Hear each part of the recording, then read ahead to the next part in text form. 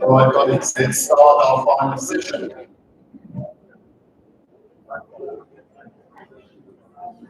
So what we want to do in this final session is just a very, very brief feedback from the plenary group. The feedback is necessarily not going to be comprehensive. We run out of time to share with you in detail every aspect that was discussed, but we will endeavor to put something in front of you at some point in the near future and to share that with you along with other presentations so that we got a record of what was said also in the streams. And as you know, our goal is really to walk away from here in a little bit more than an hour from now with something on the table, some action plans, some ideas that we can feed into this process. And we will definitely also then work to create something along those lines that we can share with all of you for your own use. So I'm in turn going to ask the conveners of the 3 streams to quickly give a share. After that, we'll have a bit of time for general discussion. In that session, I'll ask you very specifically to focus your input, your comments on colleagues you can come in the meantime on next steps, on where we go. So when we go to the discussion moment, think about where we go, proposals that we make, how we take this forward. I want you to listen with that lens also. What does listen with the next? Listen with the end of the conference. I'm starting to listen with that intention in mind to the feedback. So stream 1, John Scott on methods, please. Thanks very much. Thanks to all the participants and discussion. I must say that I thought we would get further than we did get, but at least it certainly helped us understand the complexity and the richness of what we went through. Is just a bit of a reflection on why methods, why they methods. We then went through and looked at where methods are mentioned. And then we had an interesting discussion around method. And looked at the central definition of method. There's contributions there to say that's not good enough, there's holes in it, and there's issues with it. And so the question then was, and then we also locally for this thing called, and was trying to get to the point that we need to have it. There's a views, and one is that I don't want it because it might be too restrictive. We don't want a definition of method because it may not be cohesive enough. Yet on the other hand, if we don't have a definition, then we have discretion and conformity if we don't describe that. So there needs to be some work afterwards on trying to have some description framework, something around what this is called a type of procurement method. There was also a recognition to say that within the Act, there is reference to contract methods. And so, what is a contract method versus a procurement method? Because the different pieces of legislation you've got, those are used interchangeably. An example that might be framework sometimes method, but sometimes it's a contract. A contract might just be arranged. It needs some some of you on what that description is and the difference is between procurement method and contract. And then just in terms of terminology, it's also a requirement that we better understand procedure, because the Act makes reference to methods and procedures. Procedures is defined for prescribed method. And so what is a procedure and how's that different? Again, if you look at NFMA, many of the procedures, and CIP, some of the techniques for the site on board or described as standards. So we really need to try and get some good on that. Probably on the issue of terminology, I thought it was obvious to what a category procuring institution is, but maybe it's not, and so we probably need a description of what is a category procuring institution. We also need to understand a bit more about what is a category procurement, and just understand it. So there's quite a lot that needs to be. So we then explore the extent to which methods, different methods prescribed for different categories of procuring institutions. So we've got regulations. Does that continue? Do we have those two categories of institution? I think we're tending towards, but you're going to see on that patterns, that we're tending towards that there it doesn't seem at this point to be any reason to have methods regulated for different categories of institutions. And I kind of challenged and said, is there anyone who really thinks that some really say, well, it might depend on the detail prescribed in the method.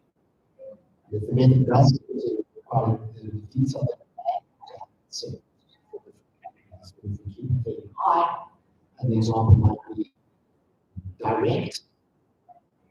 And if it's direct and the regulation says this is the method direct supplier, and your policy is to describe the service. If you use direct, then you may not have that method described as a procurement institution. And then we explored the requirements of different methods for categories of procurement. And the Act has already told us that we do need different regulations for the category of construction and capital assets, and that's all described in one line. And so our starting point was yes, but those are two very different. So we have a category of procurement of construction and a category of capital assets. And then I have proposed some other categories of procurement. Out of those, category of innovation, there could be a category of procurement of disposals, a category of concessions, fees, and there's a whole. But this is where the caveat comes in. This is Sean's reflection of discussion. So I think that there's a big mindset shift that we still need to go through.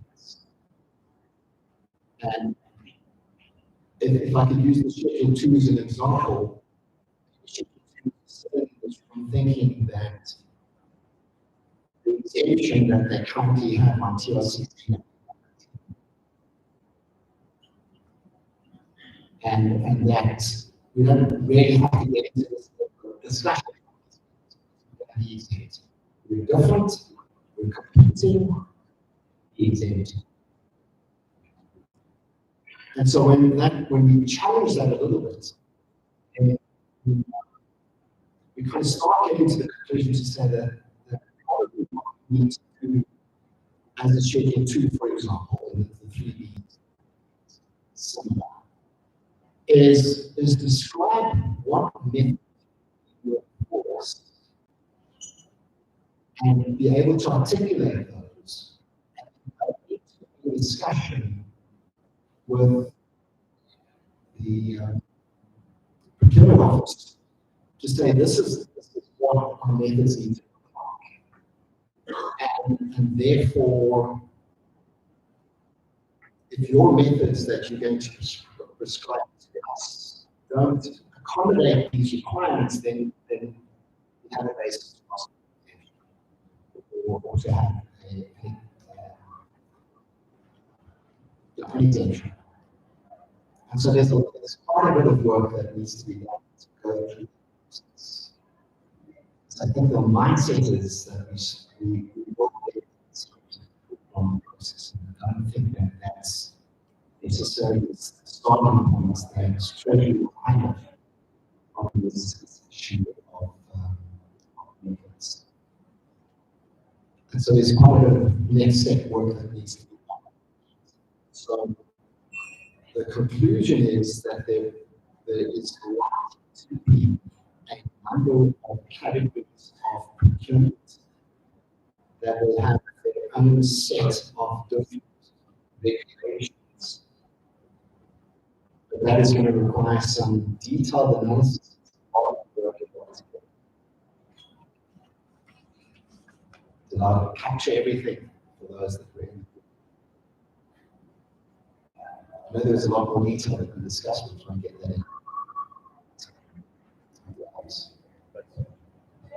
Thank you very much, Sean. I will give the feedback for stream 2, focusing on chapter 4, that's the new reference regime. I should also say, as an overall one of our time reflection, we need to also firstly understanding that chapter.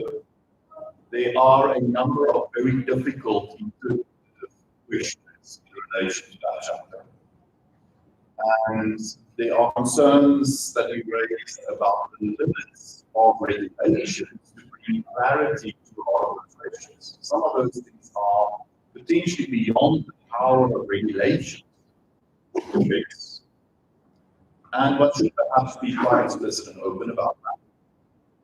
And perhaps even go as far as not shying away from when there's something that might need to be amended in that immediately. It's not unheard of for a statute to be amended even before it's in operation. That happens. I won't say often, but it does happen from time to time. When we now get to this operational level, we start to think operationally about a lot of these things. They might be some of these things that only now come to light. And we said in our group that there are a number of these things that we should perhaps just suggest that this may merit. All the issues that we spoke about in terms of what you set out in the regulations for chapter 4, one of the main first points was the categories of preference created in chapter 4. Those are somewhat overlapping, somewhat different between 17, 18, and 19, dealing with set-asides, pre-qualifications, and subcontracting regularly. And we said that there is quite a need for regulation to create tools to assess those categories. In other words, mechanisms in the regulation that would tell a procurement official how should you determine whether this vendor falls into this category, this category. These should be real practical mechanisms. For example, labels, which are very commonly used in field procurement. So rather than a procuring official having to assess the green credentials of an individual product, rely on some box, usually on the data. Or, of course, perhaps better known in the South African context, are reliant on certificates of all kinds.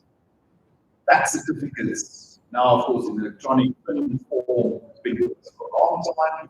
Many using that, so don't go into the actual tax affairs of the to determine whether they tax or not. You just look at the certificate. The PE certificate for some period of time was exactly that. And in our view, there's a real need for something like that to be put into place and restructure the regulations for each and every one of those companies. It would be even better if in the regulations it could give that tool some power that would protect the SE profession, so that you are under no obligation to go beyond this. Once you establish the veracity of the document, or the disc of the document, that's it. You have fulfilled your obligation. If they didn't understand that they must be put to created that document. That's not always very much like tax compliance at the moment. That is quite critical to make this regime work. Then another major topic that must receive a lot of attention in regulations, the criteria for award of tenders. Now, under again 17, 18, and 19, there's specific reference to the criteria in terms of which tenders will be awarded. The first difficulty is to just understand the relationship between that reference to criteria, the prescript in the act that we must now use these criteria as prescribed to award, the relationship between those stated specifically, relation to set aside pre-qualification, subcontracting specifically, and the general provision on criteria in section 24. So section 24 is also, but 24(1)(d) also says that however evaluation criteria must be prescribed. It's not so clear just when you read that what the relationship would be between different differences in criteria. So the regulations must make that clear. So the set of criteria is one a subset of the other. That clarity is necessary, and then with that clarity, whatever the answer is to that question, then setting out quite specifically that if you're doing a set aside, then the criteria in addition to the set aside criteria would be and then a list. We spoke a little bit about criteria, not a lot, but we spoke a little bit about not absolutely be a criteria, but then also functionality. There is a sense that we must bring functionality into the education criteria. And that functionality definition statement must be broad enough so that one can bring a wide range of quality elements of the procurement into your assessment, including things like, for example, sustainability criteria, green criteria, where those are relevant. The functionality statement, how it's defined, should allow for that to be brought in, including things like the qualification of the bidder, and that's something that the regulations should set out. Then another major topic across all of these mechanisms are conditions under which you use them. The conditions for set asides, the conditions for pre-qualification, the conditions for subcontract. These are all in addition to the thresholds that must be set. So look at this chapter 4, you see there are two things. Firstly, a threshold, and secondly, conditions. And we spoke about what these conditions could be. Across all of them, there is what's called a volume plays a role. The volume of goods and services. And they play different roles. In the set aside, the sense is that we're talking about smaller volumes, not large volumes. Whereas with subcontracting, it's opposite. It wouldn't make much sense to have mandatory subcontracting when there's a small volume procurement. So there, one should talk about larger volume. Or when we speak about volume, we're not talking about value. So this is volume independent of value, i.e. independent of pressure. Then perhaps one should think about the category of goods and services. But here, a strong feeling in the group was that rather than setting the actual categories in the regulation, also find them in the sense, rather prescribe a mechanism in terms of which a procuring entity can identify their own listing policy what types of categories of goods or services in their product would be suitable for set aside, pre-qualification, and subcontract. Security of supply was another important condition that was a negative condition. So you would be very reluctant to do set aside pre-qualifications that uses your pool of suppliers when security of supply is a big consideration in a particular transaction. That would really increase your risk. So you might want to build that in as a condition under which you then not do set aside or pre-qualifications. We also spoke quite a bit about the mechanism to minimum number of suppliers before you could do set aside pre-qualification, and how that number has increased from 6 was that perhaps that's best done by the trade industry. The mindful when this regulation is created about what's the mechanism. It can't just be a number. We said that the good old procurement format of just say 3.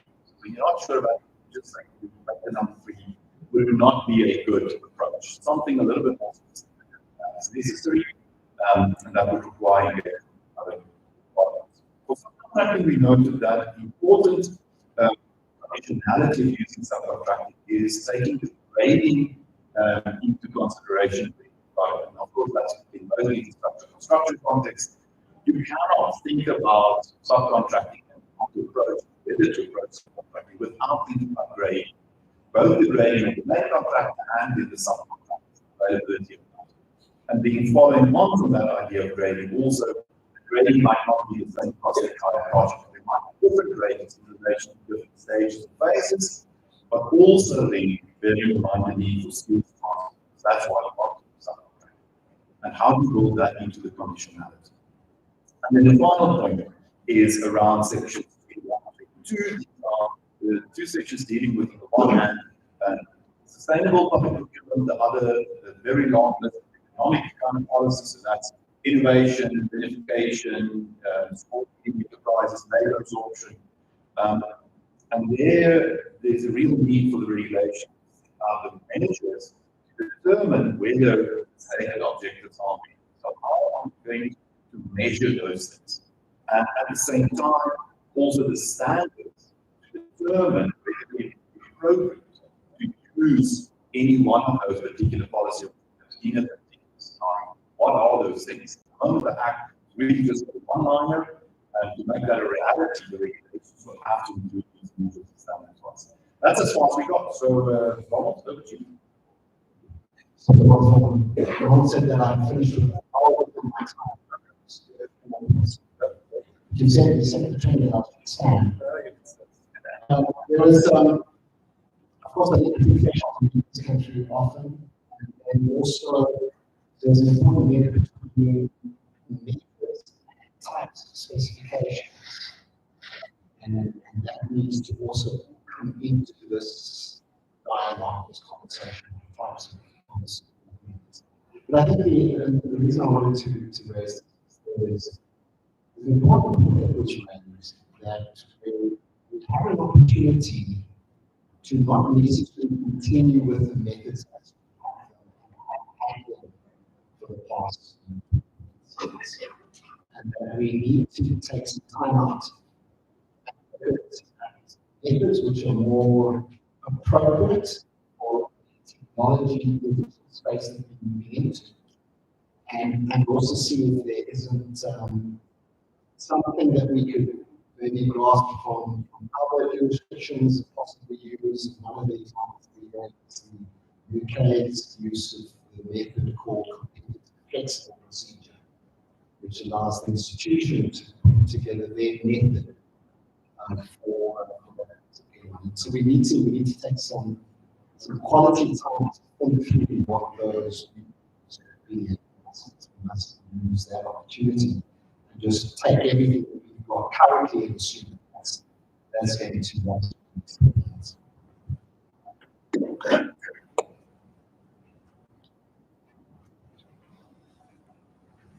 Good afternoon. Good afternoon.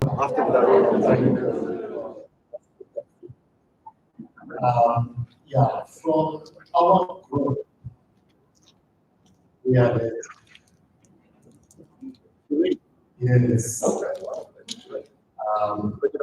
But before we got to that point of readiness, we deal with issues of context.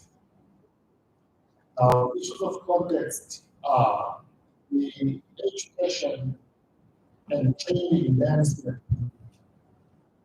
is a highly regulated environment. We've got the Department of Higher Education and Training, which oversees SAFA, which is South African Qualifications Authority. Within the South African Qualifications Authority, then rest your NPF levels 1 up to 10, and also the requirements, what constitutes qualification. Full qualification is 120 credits.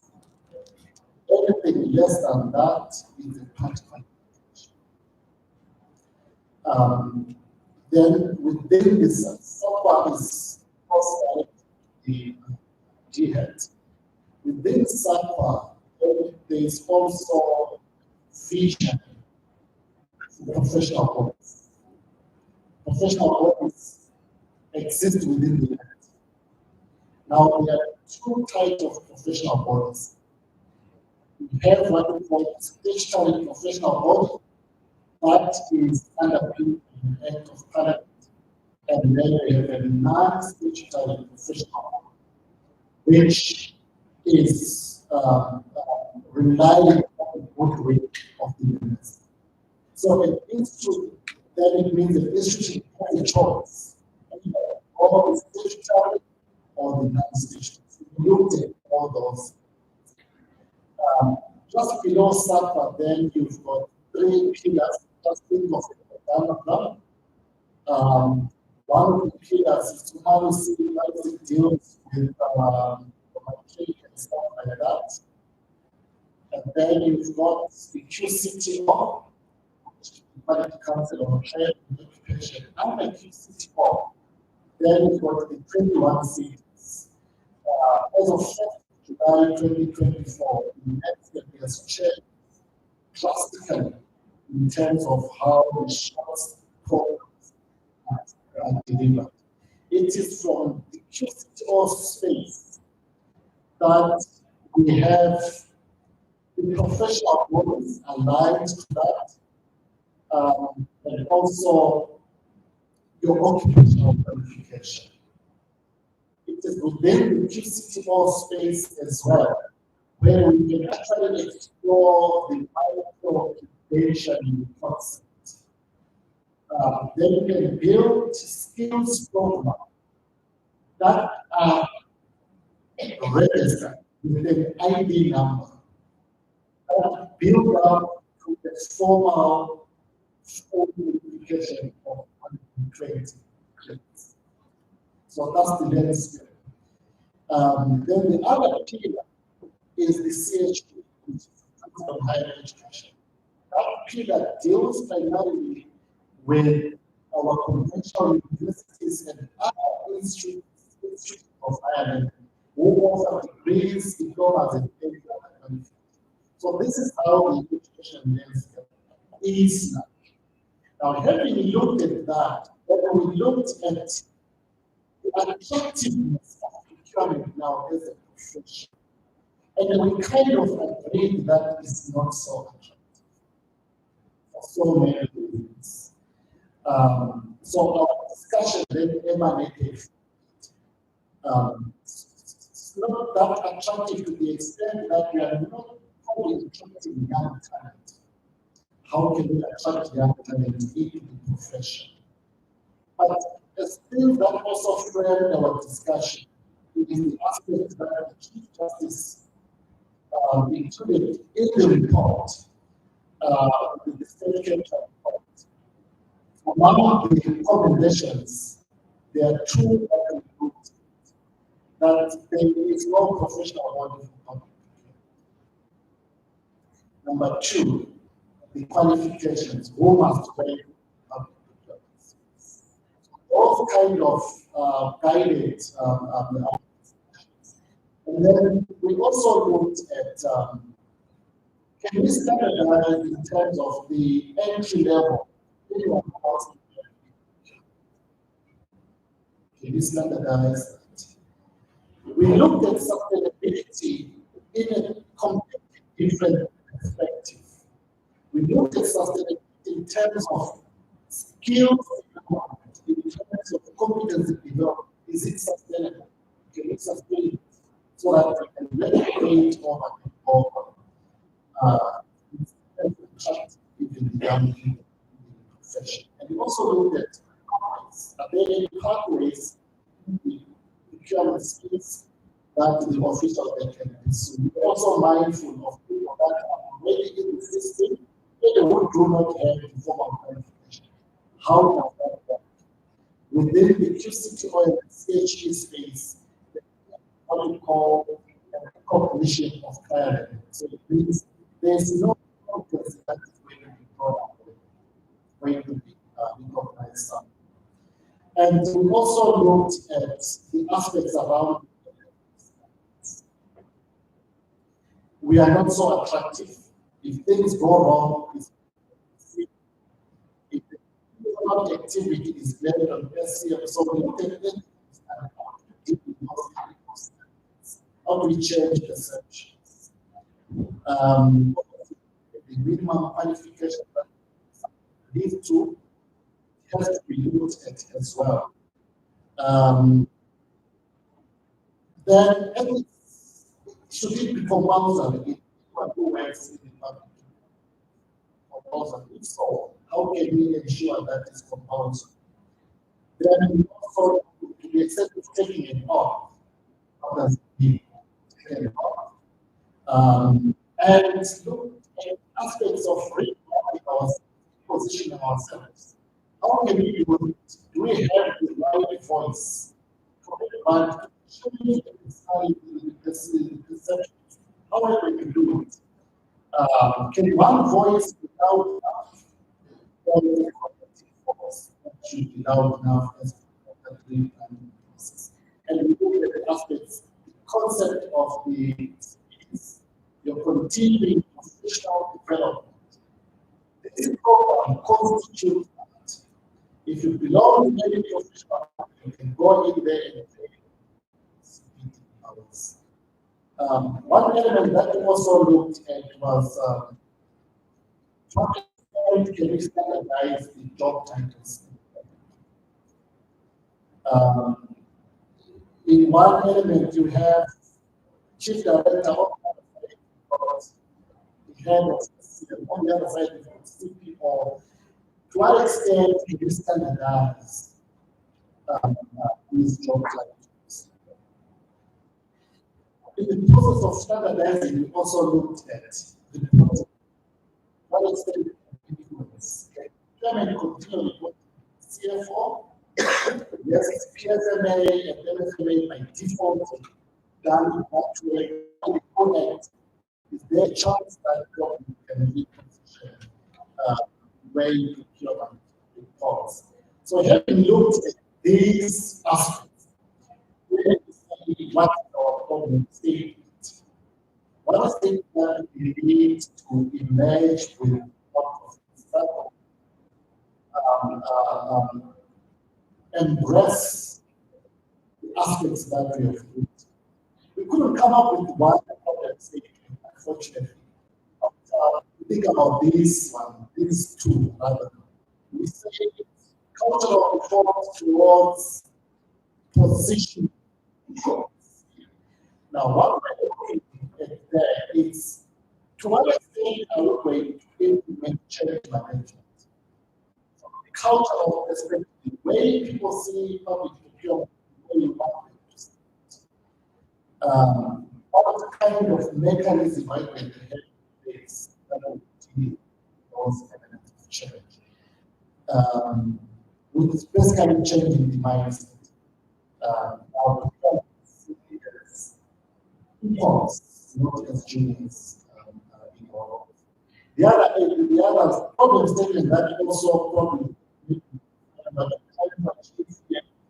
is clear and implementable corporate framework. Now, within that, then we say this competency framework has a few aspects to look at formal. Okay, how do we develop competencies through the formal processes, through our institutions of higher learning, and then also through informal aspects of coaching and mentorship within our competency framework, of which aspects of life skills and soft skills. But we also look at a framework that will also define the micro credentialing approach. How can we do it? For example, we deal with big committees.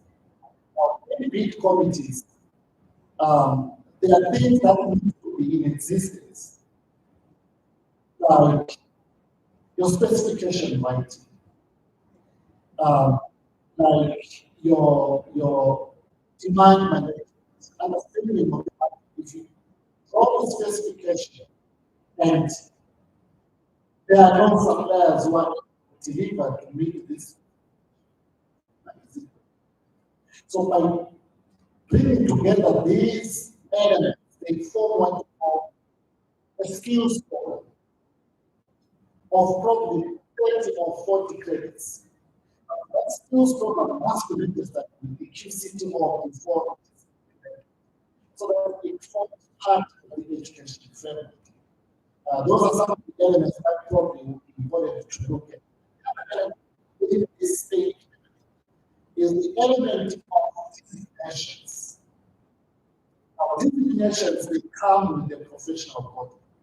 So the team was here with so decisive and the biggest we have to choose between non-statutory and statutory.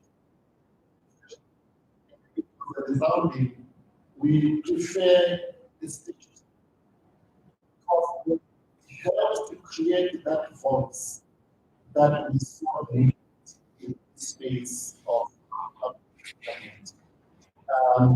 obviously the professional designation then follow. So every register as part of your professionalization. So in a nutshell, this is our takeaway.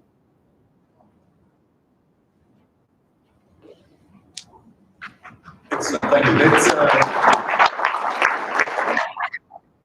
Thank you very much, Ronald and Sean.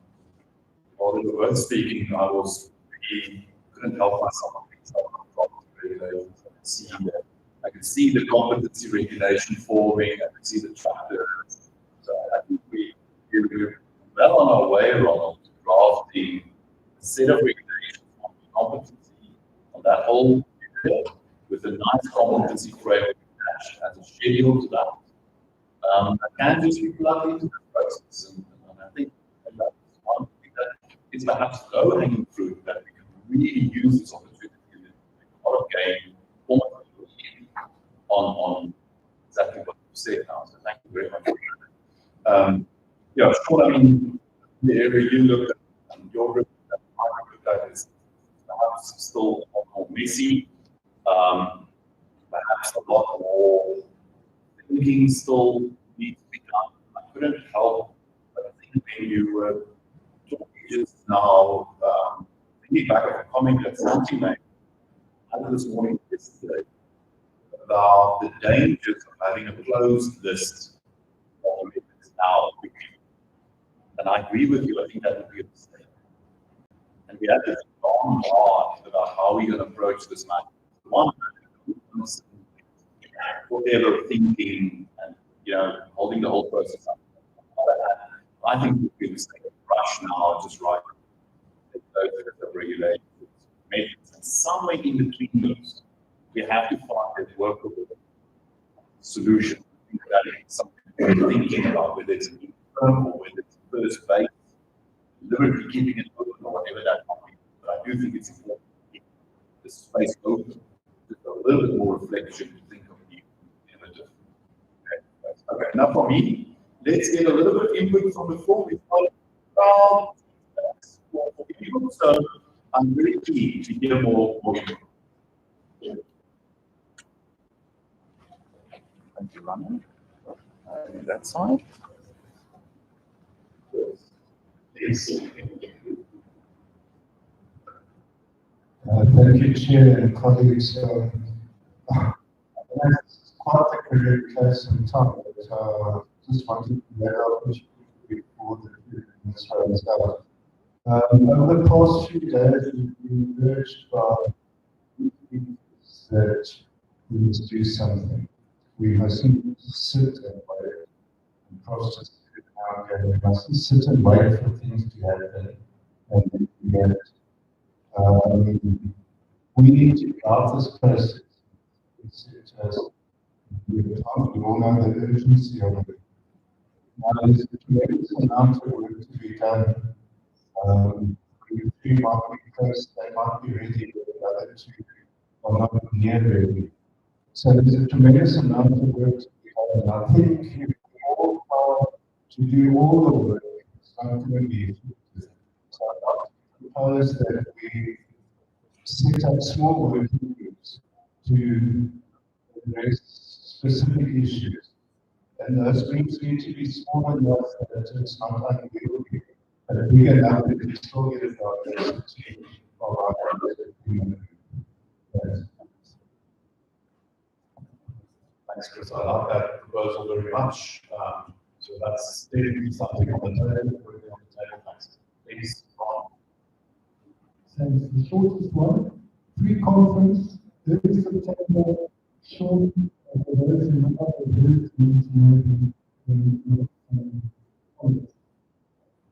Sure. Ron, we will definitely repeat that ad in a moment. A very important opportunity. But Chad, please.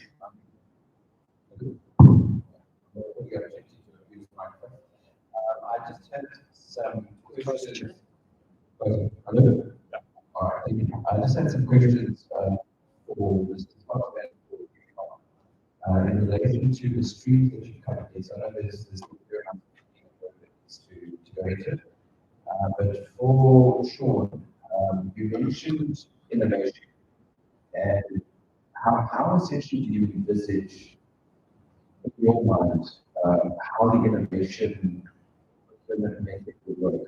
If you think that, we've got chats ahead about the NFA, the assemblies that are now competing now, unsolicited as going to the future. And if we're thinking of innovation, primarily, we're not going to have government going, hey, guys, what's going on? Someone's going to approach the government and say, I have a solution to the problem that you didn't realize. So I think that's something that needs to be focused on. And then for Procurement, please get a set aside, regardless of my set aside our constitutional principles. Of course, it's not really preferential procurement, it takes the preference out of it. But does it not, in your view, make a macro, almost a flea market, if I could say it like that, but comes back to the same situation where all this if you are only hiring cleaners and recruit essentially from African people, the West not apply. Will it not create some sort of a micro-competitive market which won't actually drive that the entrepreneurism, because people might be tempted to then stay in the market for the lower volumes. So it's not pushing them towards the next economic Yeah, please. So there's on the question of this innovation category of procurement, there are about internationally about 14 different methods of procuring innovation. So remember, this is not procuring innovatively. As to how do you procure innovation, how do you procure solutions that exist now? There's a whole range of different options. There are about 40 different methods. One of those might be business methods. There's one that exists already in studies on design competitions. There's also a form of sourcing innovation. So it's there are different methods for sourcing, search, and development. And those have been thought of very differently because of the treatment of intellectual property and who owns it, where should that apply, the whole range of issues like that. So we will look at the profit here often mentions that CSR is one of the culprits on deviations, and that's because the existing methods don't in that space. So we've got to find what to do. Now the question is whether that should be a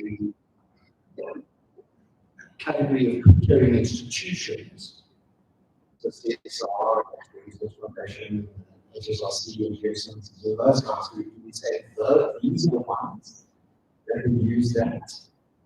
Or do we say that municipalities and departments of health and public defense, all of those actually also want to have innovation? And so we make that rather a category of procurement as opposed to limiting it just to procuring institutions. If I may just briefly add on to that, I mean, I think, and this really comes back to the point that you made earlier about us taking just stepping back a little bit, doing a bit of work. I'm a firm believer in not reinventing the wheel. I'm also a firm believer that, this whole thing of us in Africa being behind we can lead from and not have legacy issues. That's often a problem for early adopters.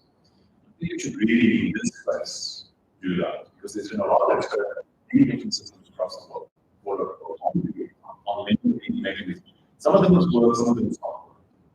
I think we can learn a lot. I think then extracting from that and building something that's good for our purpose, I think this is eminently doable. I'm a fan of having it as a method across the board. I think the more we push innovation across the entire system, the better for us. So I would like to see that as a general mechanism, but then it doesn't fit the purpose. So I think there's no shortage of examples to look at. But that requires some sitting down and doing some serious. And I don't think that's a short-term thing. So again, back to this point, that let's recognize it as an important part of the space, a little bit open. So on your set aside questions, yes, I mean, I have to agree. So again, literature across the world, many times, any preference scheme applies not to set aside, it applies to preferencing as well. And to really work, you need some kind of sunset mechanism. You need to encourage graduation from the program. There are different ways of doing that. I think it must be put in. I think it's an African context. The way it must be done is to go back to the purpose we have. The purpose for which we do all of this in chapter 4 is standard quality. We want to achieve substantive quality because we recognize that we don't have an equal starting point for every part. And while that is the case, those that we put behind will never be able to compete either. So our goal in any particular segment should be to achieve that substantive quality. Not just across that sector, but also in relation to specific suppliers. And we need that should be the foundation. That is where we should start to build to say, okay, we're going to have some measurement to determine this particular market, this sector in relation to these particular market operators, we do or will not have substantive quality yet. And as long as it's not there, it should remain. The mechanism should remain. Of course, I think another very important thing is the back of every one of these mechanisms must be proper measurement and evaluation. We can't do these things just on the hope that they will work. We need to measure them. And if they're not working, we should ask why. We should continue. But yeah, I mean, I think that we should have very clear goals. I hope, I try to optimistic with chapter 4, that this reference to targets is a suggestion that that's the direction we should be going. We should target, we should be specific, and then reporting on the targets, I think, will make it possible as well. I'm not a fan of so other mechanisms, for example, is just a flat number of contracts, number of years. I think those things can't work very constants. I think there are more sophisticated ways of doing it, but it must be built into the system. Profile. I asked the question this morning whether we could fast track without chapter 5. Do you have any conclusion? Yeah, I'm going to answer for you that. Answer a little bit more radical than I think the one that you had in mind. So the answer that some of the people in the industry you came up with, and was my was that perhaps sections 21 and 22 offer us an opportunity that we can immediately follow. So the idea is that one would bring only sections 21 and 22 into operation. And on the back of that, design regulations that would allow a whole range of things to be done in the current system while we're building on the next. And we think that's doable. That's a viable approach. But unfortunately, on the bigger question, the whole of chapter 4, we don't think so. We don't think that you can really start the whole of chapter 4 without at least parts of chapter 5. And this linkage that there seems to be between chapter 4, so section 17, 18, 19 on criteria, and section 24 seems to be a hard wire. And it's difficult to see how you bring that into operation without having those criteria. And say that I don't think it's impossible, but I think it will be hard. I think the other danger of that is that you won't be able to continue to just bring the rest into operation. You have to first then dismantle it and then build again. I think it will be so my sense is that what we need to do in response to your where that we need is we need to, I think your instinct is correct, we need to fast track that. Right? I don't think it's a simple matter of just looking at chapter 4. I think we need to look at the entire act and identify those key provisions throughout the entire act that must absolutely be operational, just to make this one part chapter, and then bring those with a set of regulations into operation. I think that can be done in a fairly quick way. It's of course all relative. Right, let's hear 5 more minutes, at least opportunity for 5 more inputs. I'm also not going to force you. Last session of any conference is always. Please. So if it was around, if the group said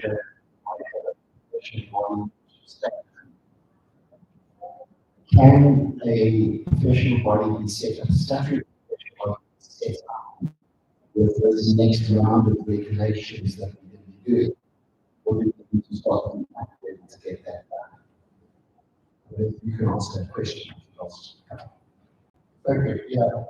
According to some regulations, in registered a professional body, it must be underpinned by qualification. So I think we may need to first deal with, well, when I register a professional body, it's getting together with the professional designations. Now, professional designations are linked to your qualification. So developing a framework, a competency framework, what can take incidents before registering a qualification. It's developing a competency framework does not need stakeholder engagement, the wide stakeholder, but registering a professional body requires a wide stakeholder. So we do all that. Can we use this point now for the regulations to establish the point? I think we can. There are two aspects that we can link to. The first one is, I think, is regulations, section 63, that deals with the subsection that deals with competency. Yeah. But then also section 1 of the Act deals with ethics. So these two professional bodies, they are designed to deal with issues of ethics, international standards of ethics. So all they can be tied in together as we develop them. Yeah, I would agree with that. I was just quickly thinking again on this. I seem to remember that there was something in section 5 around the public procurement officers functions that we always also potentially leverage as a basis. I mean, the other thing that I would suggest is that one collaborates with DVSA. That's already done using a lot of work on competency frameworks, and there's existing stuff in there. And go there and collaborate there to together come up with just the first steps to get the registration. And further work can happen, further qualifications, further things can happen, but this is the first. And in my view, is we can now, under this Act, write a dedicated set of regulations on competency training ethics body. Yes, some of the work already exists. It's not treasury, term and 2018. 2018 developed the competency framework for SM officials. And then in 2018, they revised it. I think that's the latest version. So we can read on that. It actually covers most of the stuff that we discussed. And at the time, it was also aligned to 74149 qualification of registered under TISA. Well, that qualification is part of the latest qualifications that were filled out on the 30th of June. But the framework can build something. And again, another our two qualifications, which I'll as well, are simply also registered at levels 8 and 9. So on the end of the spectrum, those can undoubtedly also be linked because they are also already registered in the space under that designation. Right, there's another piece. Just a question to Sean. I think quite very important. Was it distinct to you that the way we act, which would not allow for regulations for different categories of procurement institutions?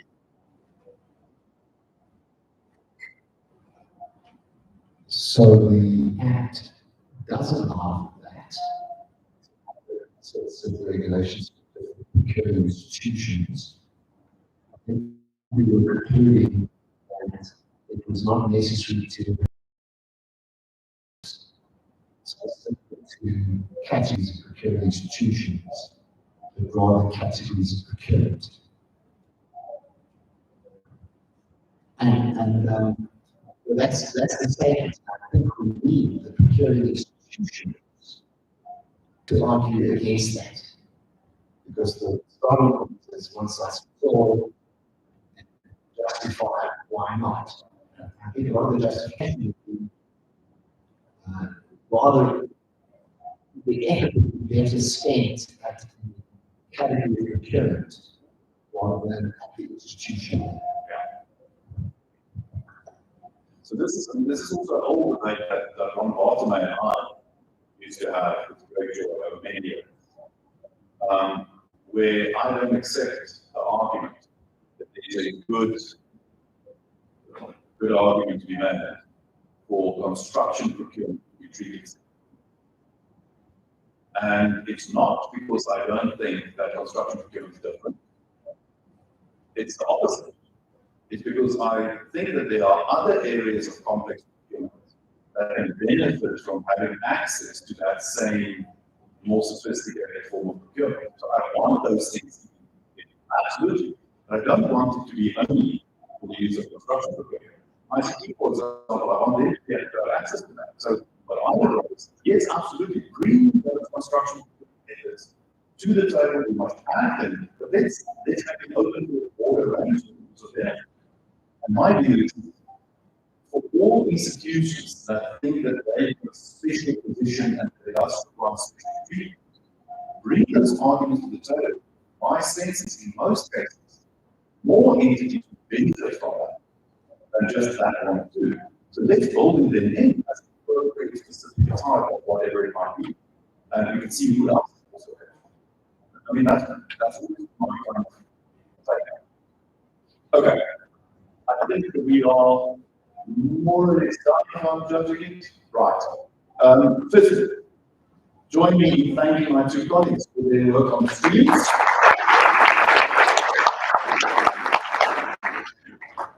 Then I'm going to ask my colleague shortly to join in the front. While she does so, the question now is the next steps. Where do you go from there? Chris's point, I think, is one well taken. And I want to suggest that we follow that general approach. That we invite interested parties to join working groups where they're committed to do their work. Online, sorry. Also offline, you get a job online. But remotely, with specific tasks, specific objectives, we see what we can generate. We circulate. I think that's a sensible way of taking this workshop forward. I would suggest, rather than trying to focus now on everything and anything, we try and keep these three streams that we now have. That's not to say that there aren't other things that certainly are, but we've started now on these things. My view is that's why we picked these three things. They are really the heart of making this act working. So unless there are other things that we want to add to that idea, other streams, which you're welcome to suggest, what I propose to do is that we reach out from our side to everyone who attended. But remember, as we've said from day one on the podium, it's very important for us that we're an open house. We do not want anyone away, no interest in creating any form of clique or a gang or anything. I do the gang when I was 11. So, open house, anyone is always welcome to join. We strongly believe that everyone has got something to add. So at any point, anyone is welcome to join the initiative. We set up these streams. I'm going to do my level best with the arms of my two colleagues that's on the streams to continue to be closely involved, so that we take this work forward and start to generate actual product. I think in stream 3, I think we are in a position to actually start drafting the text, both of regulation but also of competency framework. I think we are in a position. The other two, I think we are at a stage where we can start to put together, let's say, discussion documents. With specific things about these are the things to think about. If you want to run a regulation, this, think about this. And I think those are immediate products that we can generate and feed this process as it starts to unfold. So that is my suggestion on how we take what we spoke about and get it forward.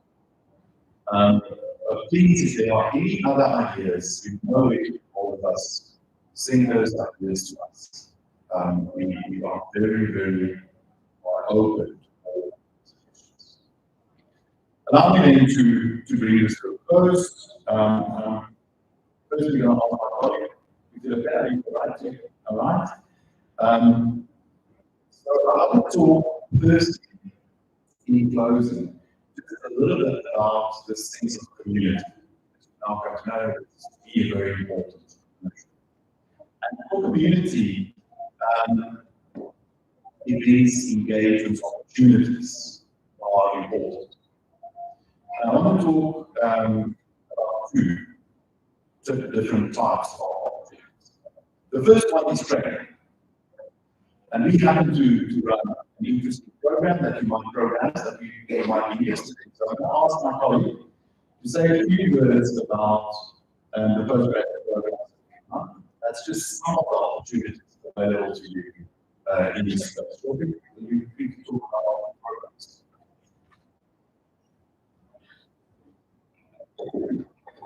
That's your colleagues. So, a few people here about our alumni.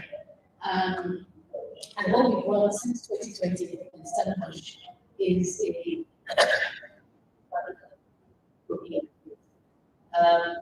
run two programs, a master's in public procurement regulation and policy. And so that's an LLM, and that is open for people who have a LLM degree law. If you don't have a degree law, then we offer what we call a public procurement regulation and policy. The two programs, the only difference is that one is a master's in law and it's only open to law graduates, and the other one is a postgraduate diploma, so that's in procurement. But that's open to people who don't have a degree in law. Now, unfortunately, you can't get a master's from a law faculty. That's just but the two programs on their content.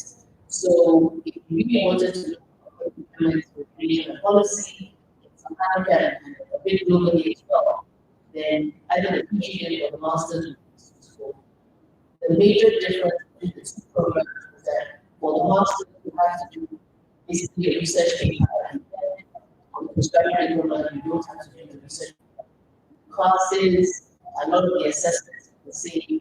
There might be a few differences because we're catering to the audience from the postgraduate program. So we offer that, and what we do, we offer it as a hybrid program, and that essentially means that most of the lectures are online, but it's not an annual program. So once a semester, so that's twice a year, you have to step up for classes, which really take into anything from 3 days to 5 days. So budget basically a week, instead of what student meeting in September. And we know the dates is always a date when the university recess. I think so far we've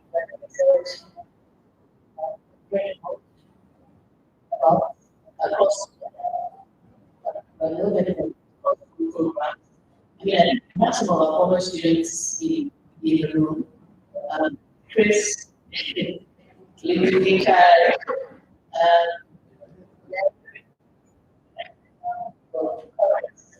so you can talk to them and ask them about the experience. We started this program during COVID. And one of the things that we felt was that there are a lot of women masters outside Africa. I used to work at Austin University, anyone who's my background. Extremely flexible hybrid program. And when I left London 15 years ago, that program was £15,000 for a year. Right? So I had a lot of Africans, you can sit well with us because not just the money, but a lot of those programs in America, Europe, we learn about European Union procurement principle. We learn about the US procurement regulations. Not really relevant to go to the So the idea was to create a program that would relevant to people in Africa, and especially in the SAGC region and South Africa. And I think we've succeeded. I mean, we created, for me, I think, a great community of people, as I said, we directed for 100 people across programs. So if you're interested, then check out our website. Applications open in July and close in September 30th. So if you're interested, email us, you know our names, our email address, and data. Email us, ask us questions if you're interested. So the program runs for and you have to do together. Also, prepare over 2 years.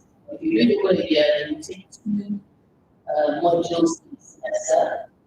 And if you do it over 2, you take 4 modules in total. If you do it a year, if you do it over 2 years, 1 module in semester, 4 modules in total. So I think that's it. So you very ask our questions and they give you a if they get it, then they're lying. But let's not spend all day. But what they think it was working and we would love the experience was it's also nice to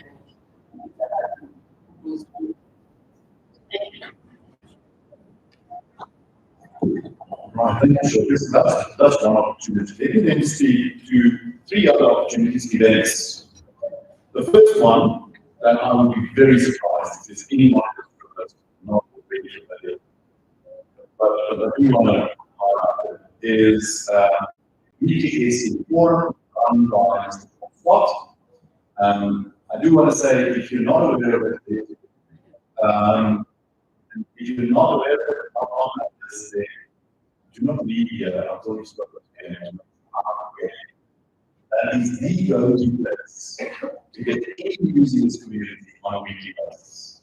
There is no better form of getting up to speed with what is going on. It's an hour usually on a Thursday morning. It's an hour well spent.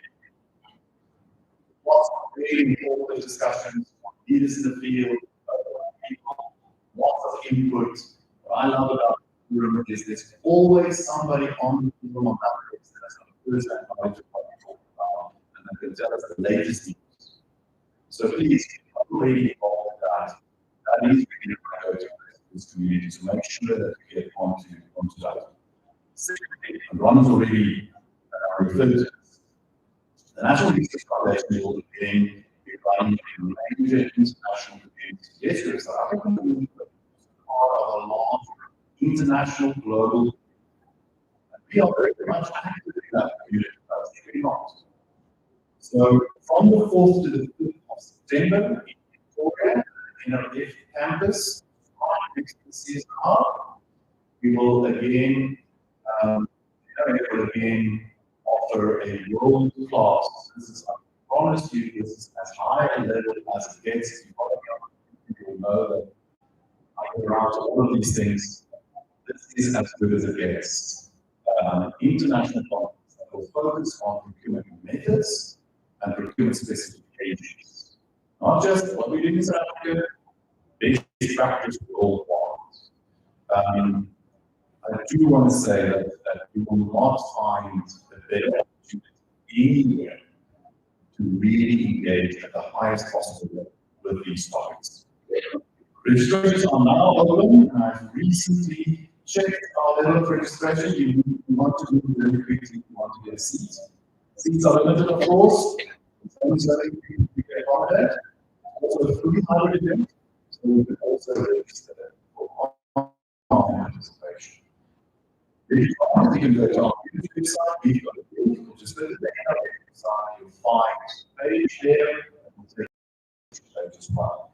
The best part is next week. And this you will definitely not find anywhere in the world. You've been asked my colleague to pay all the money in conferences. This one is free. So it is a particularly good opportunity to make sure you can do this. And then the third one is this event, and I can confirm that we've got already money back to again hold this one next year. So please, we'll be back here for a 2-day event next year. I don't know if it will be at this stage, it depends on how good our negotiations go about. But somewhere in Joburg, we will be next year. So we're getting close to a 2-day event. We will decide closer to the time what's the most important topics that we will discuss. We'll also be focused on this. We hope that we will also pick up on what we started to do at this event next year, see where we are, but also start to take it forward. So please keep an eye open on all our socials, all our websites. You know, okay, then,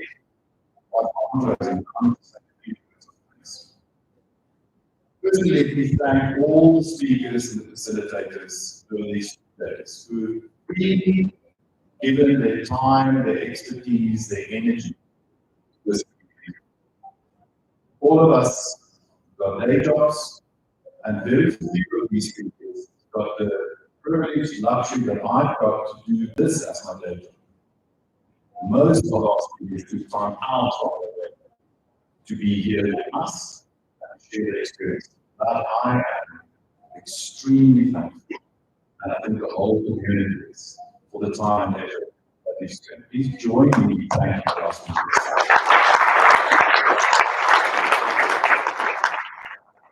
Then I want to do the thing that you might think is corny, but that doesn't make it any less real and important. But thank you all of you for participating. It's not just something I say, it's an act. This would not be worthwhile. This would not be possible. At least we had a community of people that's committed to coming down. It only yesterday said it is a little bit like a school now, and that's music to my ears. Because it means that we build a community and people find it worthwhile and enjoyable and of value to come back and see each other, catch up, and build that network. We are thankful to all of you that answered our invitation to be here. It completely exceeded all our expectations, the speed and the amount of people that wanted to go. Thank you very much. But not just for being here, but actively participating in terms of just contributing, making this a real community. We greatly appreciate it and value. Then allow me to thank on behalf of the entire community in this research class, all that we've engaged, the wonderful class whose ability to since my own workshop, she's got the patience on the way that I would ever have any of this. And you've seen a little bit of everything out of each, managed very loud neighborhoods, made sure that all the coffee is there on time. We say thank you so much for this highlight. And then finally, I want to thank our sponsors. This is not our funders, the Millennium Trust, who really has the foresight to share our vision and to understand how important public procurement is for our countries to be prepared towards that objective. We are very thankful for the fact that the beginning this year they made the funding available, and they will really make the funding available for next year as well. So we're very thankful to the Millennium Trust for them. Please join me in thanking you.